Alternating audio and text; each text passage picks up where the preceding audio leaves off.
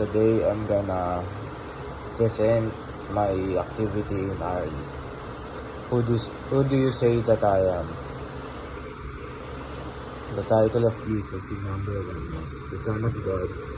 In biblical text, it is that I must come, he said, the kingdom of God has come near me. Repent and believe the good news. Significance of this title to me is it reminds me to turn back to God and believe in His goodness. It teaches me that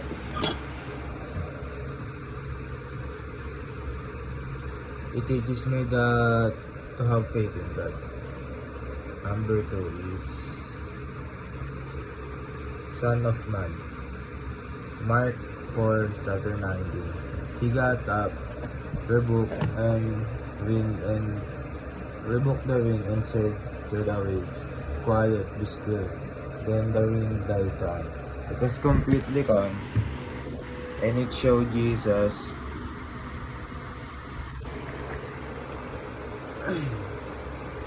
was completely calm.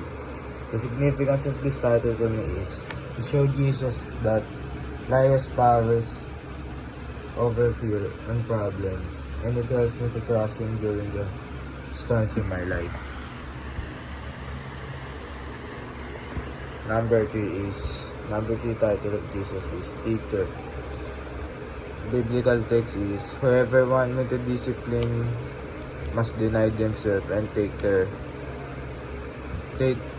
up their cross and follow me. Significance of this title to me is it reminds me that following Jesus requires sacrifice, commitment, and not just words. Number 4 is Healer. Mark 9:22. If you can, say Jesus, everything is possible for one who believes. It encourages me to believe. The significance of this to me is it encourages me to believe through God and teaches me that faith can overcome doubts. Number 5 is Messiah.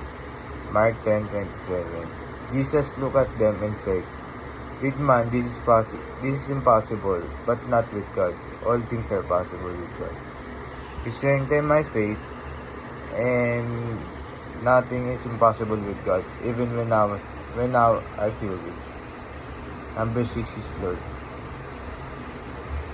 For even the Son of the Man did not come severed, but to serve and give His life ransom for men. It teaches me the value of humiliation and service, inspires me to help others, and as Jesus did. Number 7 is